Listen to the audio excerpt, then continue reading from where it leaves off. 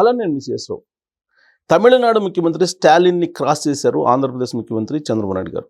ఏ విషయంలో క్రాస్ చేశారు, ఎలా క్రాస్ చేయగలిగారు అనే దాని మీద మనం విశ్లేషణ చేసుకునే ప్రయత్నం చేద్దాం. సాధారణంగా ఇండియా టుడే ప్రతి 6 నెలలకు ఒకసారి మూడ్ ఆఫ్ ది నేషన్ అనేటువంటి పేరుతో ఒక సర్వే నిర్వహిస్తూ ఉంటుంది. ఆ సర్వేలో చంద్రబాబు నాయుడు గారు ఇప్పుడు టాప్ 3లో నిలిచారు.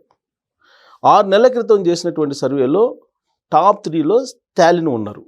ఇప్పుడు ఆయన 4th ప్లేస్కి వెళ్ళి చంద్రబాబు నాయుడు గారు 3వ ప్లేస్కి వచ్చేసారు. మరి ఫస్ట్ ప్లేస్లో ఎవరున్నారు, సెకండ్ ప్లేస్లో ఎవరున్నారంటే ఫస్ట్ ప్లేస్లో ఉత్తరప్రదేశ్ ముఖ్యమంత్రి యోగి ఆదిత్యనాథ్ ఉన్నారు. 2వ ప్లేస్లో పశ్చిమ బెంగాల్ ముఖ్యమంత్రి మమతా బెనర్జీ గారు ఉన్నారు. వాస్తవంగా జాతీయ స్థాయిలో గుర్తింపు ఉన్నటువంటి లీడరు చంద్రబాబు నాయుడు గారు. సీనియారిటీ విషయంలో కూడా భారతదేశంలో ఉండేటువంటి సీఎంలు అందరికంటే కూడా సీనియర్. ప్రస్తుతం ఆంధ్రప్రదేశ్కి 4వసారి సీఎంగా ఉన్నారు. ఆయన 15 నెలల క్రితం 4వసారి ముఖ్యమంత్రిగా బాధ్యతలు స్వీకరించారు. అప్పటి నుంచి 3 సందర్భాల్లో 3 సార్లు సర్వేలు నిర్వహించారు. గత సర్వేలో 4వ ప్లేస్లో నిలిచారు చంద్రబాబు నాయుడు గారు. అంతకుముందు సర్వేలో 5వ ప్లేస్లో నిలిచారు. అంటే చంద్రబాబు నాయుడు గారు 4వసారి ముఖ్యమంత్రి అయినటువంటి తొలి రోజుల్లో చేసినటువంటి సర్వేలో 5వ ప్లేస్లో ఉన్నారు.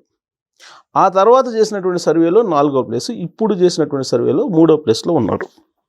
మరి నెక్స్ట్ సర్వేలో ఆయన మమతా బెనర్జీని క్రాస్ చేసే అవకాశం ఉందా, యోగి ఆదిత్యనాథ్ ప్లేస్ నెంబర్ 1 ప్లేస్ని చంద్రబాబు నాయుడు గారు ఆక్యుపై చేసే అవకాశం ఉందా అనేటువంటి చర్చ ఇప్పుడు దేశవ్యాప్తంగా జరుగుతుంది. ప్రస్తుతం భారతదేశ వ్యాప్తంగా ఉన్నటువంటి ముఖ్యమంత్రుల ర్యాంకుల్ని ఇండియా టుడే ప్రకటించింది. దాంట్లో తాజా రిపోర్ట్ నేను ఇప్పటి వరకు చెప్పింది. మరి రాబోయేటువంటి రోజుల్లో ఈ సర్వే మారబోతుందా, ఈ సర్వేలో చంద్రబాబు నాయుడు గారు ఫస్ట్ ప్లేస్లోకి రాబోతున్నారా లేదా సెకండ్ ప్లేస్లోకి వస్తారా అనే దాని మీద విస్తృతంగా చర్చ జరుగుతుంది. ప్రస్తుతం ఎన్డీఏతర ప్రభుత్వం పశ్చిమ బెంగాల్లో ఉంది. మమతా బెనర్జీ 3వసారి వరుసగా ముఖ్యమంత్రి హ్యాట్రిక్ కూడా కొట్టారు. ఆవిడ పశ్చిమ బెంగాల్ ముఖ్యమంత్రిగా ఉన్నారు. నరేంద్ర మోడీ గారి మీద, కేంద్ర ప్రభుత్వం మీద తరచూ ఆవిడ యుద్ధం చేస్తున్నారు. ఇక యోగి ఆదిత్యనాథ్ డబుల్ ఇంజిన్ సర్కార్లో ఉన్నారు. ఆయన తనదైనటువంటి శైలిలో ఉత్తరప్రదేశ్లో పరిపాలన కొనసాగిస్తూ ఉన్నారు. కొన్ని సంచలనాత్మకమైనటువంటి నిర్ణయాలు కూడా తీసుకుంటూ ఉన్నారు. బుల్డోజర్స్, కేవలం డబుల్ ఇంజిన్ సర్కారే కాదు, బుల్డోజర్స్ కూడా అక్కడ బాగా పనిచేశాయి. అంతేకాదు అసాంఘిక శక్తుల మీద ఉక్కుపాదం మోపినటువంటి ముఖ్యమంత్రి యోగి ఆదిత్యనాథ్ గారు. బహుశా అందుకే ఆయన టాప్ 1లో నిలిచారేమో అనేటువంటి భావన కలుగుతోంది. అవినీతి రహితంగా ఉత్తరప్రదేశ్ను మార్చేటువంటి ప్రయత్నం చేస్తూ ఉన్నారు. గతంలో యోగి ఆదిత్యనాథ్కు ముందు ఉత్తరప్రదేశ్ ఎలా ఉండేది, ఇప్పుడు ఎలా ఉంది అనేది కంపేర్ చేస్తే కనుక అక్కడ లా అండ్ ఆర్డర్ సిచ్యువేషను చాలా మెరుగుపడిందని చెప్పుకోవచ్చు. వరుసగా 2వసారి యోగి ఆదిత్యనాథ్ ముఖ్యమంత్రి అయ్యారు, ఇప్పుడు కొనసాగుతూ ఉన్నారు.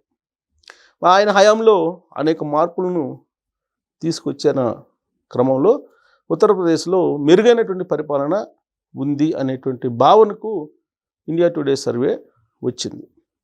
ఇక పశ్చిమ బెంగాల్లో యాక్చువల్గా అక్కడ లా అండ్ ఆర్డర్ ఇబ్బందికరమైనటువంటి పరిస్థితుల్లోనే ఉంది. అక్కడ మెడికల్ స్టూడెంట్ మీద జరిగినటువంటి రేపు కానీ, ఆ తర్వాత జరిగినటువంటి పరిణామాలు కానీ ఇవన్నీ కూడా మనం చూసాం. ప్లస్ రోహింగ్యాల ఎఫెక్ట్ కూడా అక్కడ ఎక్కువగా ఉంది. కాకపోతే ప్రజాదరణ ఉన్నటువంటి ముఖ్యమంత్రులుగా ఆవిడకు ఒక గుర్తింపు ఉంది, ప్రజాదరణ కలిగినటువంటి ముఖ్యమంత్రిగా. ఆ కోణం నుంచి ఆవిడ 2వ ప్లేస్లో నిలిచారు. ఇక చంద్రబాబు నాయుడు గారికి వచ్చేటప్పటికి 15 నెలలు 4వసారి ముఖ్యమంత్రి అయిన తర్వాత ఈ 15 నెలల్లో ఆయన సంక్షేమాన్ని, అభివృద్ధిని రెండింటినీ సమాంతరంగా తీసుకెళ్తూ ఉన్నారు. అంతేకాకుండా దేశ స్థాయిలో ఎన్డీఏలో కీలకంగా ఉన్నారు. ఒకవైపు నితీష్ గారు, ఇంకొక వైపు చంద్రబాబు నాయుడు గారు కీలకమైనటువంటి భాగస్వాములు ఎన్డీఏలో.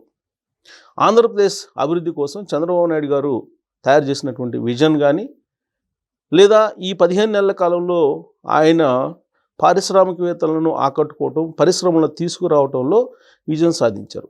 దాదాపు 10 లక్షల కోట్లకు పైగా ఆయన పెట్టుబడులు పెట్టించగలిగారు. దాంతోపాటు 5 లక్షల ఉద్యోగాలని కల్పించేలాగా ఆ పెట్టుబడులను ఆకర్షించగలిగారు. 5 లక్షలకు పైగా ఉద్యోగాలు క్రియేట్ చేయగలిగారు. వీటితో పాటు గూగుల్ లాంటి సంస్థలు, IBM, అలాగే TCS, L&T ఇలాంటి కంపెనీలతోటి క్వాంటమ్ టెక్నాలజీని ప్రమోట్ చేయటం, అలాగే స్పేస్ టెక్నాలజీని, స్పేస్ మీద కాన్సన్ట్రేషన్ చేయడం, ఇవన్నీ కూడా అభివృద్ధి దిశగా ఆంధ్రప్రదేశ్ని ముందుకు తీసుకెళ్తూ ఇంకోవైపు సంక్షేమ పథకాలని సూపర్ 6ని సూపర్ హిట్ చేసినటువంటి ముఖ్యమంత్రిగా ప్రజాదరణ పొందుతూ ఉన్నారు. అందుకే ప్రజల నుంచి సేకరించినటువంటి సర్వే ప్రకారం చంద్రబాబు నాయుడు గారు సమగ్ర అభివృద్ధి దిశగా ఆంధ్రప్రదేశ్ని తీసుకెళ్ళగలుగుతున్నారు. ఎట్ ద సేమ్ టైం సంక్షేమ పథకాలను అమలు చేయగలుగుతున్నారు అనేటువంటి కోణం నుంచి ఆయన పాపులర్ సీఎంల్లో టాప్ 3లో నిలవగలిగారు. మరి ఆంధ్రప్రదేశ్ రాబోయేటువంటి రోజుల్లో 2029కి అలాగే 2047కి ఏంటి అనేది చంద్రబాబు నాయుడు గారు క్లియర్గా విజన్ని చూపిస్తూ ఉన్నారు. అందుకే ఆంధ్రప్రదేశ్ ప్రజల్లో ఆయనకు ఆదరణ ఉంది. అలాగే భారతదేశ వ్యాప్తంగా కూడా ఒక రాష్ట్రంలో ఉండేటువంటి ప్రజల యొక్క ఒపీనియను, అలాగే దేశ స్థాయిలో ఉండేటువంటి వాళ్ళ ఒపీనియన్, వీటన్నిటిని క్లబ్ చేసి తయారు చేసేటువంటి సర్వే ఇది. Mood of India, mood of public అనేది. సో ఈ పబ్లిక్ మూడ్ ఎలా ఉంది అనే దాని మీద చేసినటువంటి ఈ సర్వేలో చంద్రబాబు నాయుడు గారు అటు జాతీయ స్థాయిలో ఇటు రాష్ట్ర స్థాయిలో కూడా ఆయనకి ప్రజాదరణ ఉంది అనేటువంటి కోణంలోని ఈ సర్వేని ఫైనలైజ్ చేశారు. మరి రాబోయేటువంటి రోజుల్లో ఈయన 3 నుంచి 2కి, 2 నుంచి 1కి రావడానికి మరి అవకాశం ఉందంటే ఖచ్చితంగా ఉంది అని చెబుతున్నారు. గతంలో కూడా చంద్రబాబు నాయుడు గారు టాప్లో నిలిచేవాళ్ళు. ఇప్పుడు 4వ ముఖ్యమంత్రి. గతంలో కూడా చంద్రబాబు నాయుడు గారు భారతదేశంలో ఉండే ముఖ్యమంత్రుల్లో నెంబర్ 1 ప్లేస్లో ఆయన ఉండేవాళ్ళు. ఎందుకంటే ఆయన విజనరీ. భవిష్యత్తులో రాబోయేటువంటి తరాలకి ఏం కావాలి అనేది ఆయన ఇప్పుడే ఒక బ్లూ ప్రింట్ని తయారు చేసి దాన్ని ఇంప్లిమెంట్ చేస్తూ ఉంటారు. అందుకే నరేంద్ర మోడీ గారు ఒకానొక సమయంలో చంద్రబాబు నాయుడు గారు 2004 వరకు ముఖ్యమంత్రిగా ఉన్న ఉమ్మడి ఆంధ్రప్రదేశ్కి 1995 నుంచి ఆ సమయంలో ఆంధ్రప్రదేశ్లో ఏం జరుగుతుందో తెలుసుకునేటువంటి ప్రయత్నం తాను చేశాను. నాకు టెక్నాలజీ గురువు చంద్రబాబు నాయుడు గారు అన్నారు నరేంద్ర మోడీ గారు. అంటే చంద్రబాబు నాయుడు గారిని ఫాలో అయ్యేటువంటి వాళ్ళు చాలామంది ఉన్నారు. అందుకే ఆయన ప్రజాదరణ కలిగినటువంటి లీడర్గా మూడ్ ఆఫ్ ది నేషన్ సర్వేలో కూడా నిలుస్తూ ఉన్నారు ఆయన. సో ఇప్పుడు టాప్ 3లో నిలిచినట్టు చంద్రబాబు నాయుడు గారు రాబోయేటువంటి రోజుల్లో మరి నెంబర్ 1గా ఇప్పుడు స్టాలిన్ని క్రాస్ చేశారు. మరి మమతా బెనర్జీని, యోగి ఆదిత్యనాథ్ని కూడా దాటి క్రాస్ చేసి నెంబర్ 1లో నిలిచే అవకాశం ఉందా అనే దాని మీద మీరు కామెంట్ చేయొచ్చు. Thank you very much.